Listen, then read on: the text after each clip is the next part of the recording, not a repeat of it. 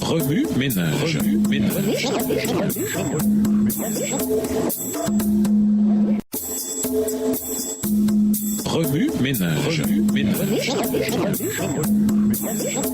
Bienvenue dans votre émission. Remue ménage. Nous voilà à la leçon de mercredi. Invité, les tâches quotidiennes. Jésus vécut et travailla à Nazareth pendant la plus grande partie de ses 30 premières années. Ésaïe 53, le verset 2, atteste que le Seigneur n'avait rien pour attirer les regards. Plus tard, lorsqu'il revint dans sa ville natale pour y prêcher, les Nazaréens n'arrivèrent pas à passer par-dessus le fait qu'il était le fils de Marie. Marc 6, les versets 1 à 3. N'avait-il pas vaqué chaque jour pendant 30 ans à son train-train quotidien? Bien qu'à l'âge de 12 ans, il ait pris conscience de sa mission spéciale, Luc 2, verset 49, il retourna à Nazareth avec ses parents pour y mener une vie apparemment ordinaire, Luc 2, verset 51. Chaque matin, il se levait, mangeait ce qu'on lui servait, accomplissait ses tâches et dormait dans un lit ordinaire. Plus tard, il reprit le commerce de Joseph, son père, le travail le plus à sa portée. Aussi remarquable que fussent ces 3 années et demie de ministère, le fait que Jésus fut tenté en tout comme nous le sommes, mais sans commettre de péché, Hébreux 4, verset 15, doit éclairer la réalité des 30 premières années de sa vie dans le monde avant son ministère public. Si la paresse est un péché, alors vous pouvez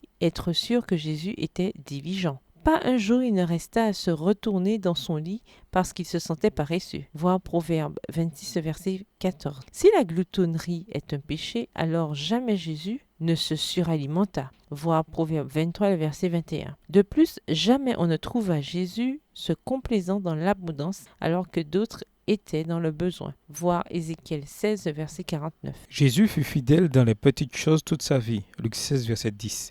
Il mettait tout son cœur dans son métier de charpentier, même quand personne ne le regardait. Dans l'obscurité d'une petite ville et l'anonymat d'une humble naissance, il faisait toujours ce qui était agréable à son Père. Jean 8, verset 29. Lorsque les lumières s'éteignirent, le caractère fidèle de Jésus envers Dieu continua de briller indépendamment de la tâche spécifique dans laquelle il s'était engagé. Voici ce qu'en dit Ellen White. Pendant ses 30 années d'isolement à Nazareth, Jésus travailla et se reposa, mangea et dormit, d'une semaine à l'autre, d'une année à l'autre, à l'instar de ses humbles contemporains. Il ne faisait rien pour attirer sur lui les regards. Cependant, il était le Rédempteur du monde, l'objet de l'adoration des anges, accomplissant en tout temps l'œuvre de son Père, mettant en pratique une leçon qui constituerait pour l'humanité jusqu'à la fin des temps un exemple à suivre. Cette leçon essentielle d'une activité bienfaisante en ce qui concerne les tâches nécessaires de la vie, quoique humble, doit encore être apprise par la plus grande partie des disciples du Christ. Même s'il n'y a aucun œil humain pour critiquer notre œuvre, ni aucune voix pour la louer ou la réprimander, nous devons l'accomplir tout comme si l'être infini lui-même devait personnellement l'inspecter. Soyons donc aussi fidèles dans les petits détails de nos affaires que nous le serions dans les affaires les plus importantes de la vie. Extrait du livre